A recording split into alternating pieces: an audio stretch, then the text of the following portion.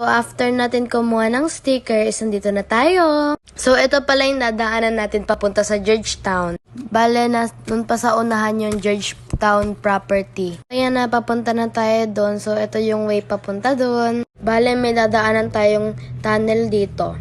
So, ayan yung lugar dyan. And then, magaganda din yung mga bahay dito. Ayan yung view dyan. Makikita mo dyan yung taal. And then, pwede ka mag-picture-picture. Ayan siya. Maganda dito is hindi masyado maingay at hindi crowded. Sobrang tahimik. So, ayan, pagpunta nga namin dito ay sobrang tahimik. Pwede din mag-picnic dito. Sobrang tahimik talaga siya. And dyan, pwede kayo mag-jogging dyan, umikot-ikot. So, before pala is nagstay kami dati dito. Bale, dun naman yung sa my courtyard.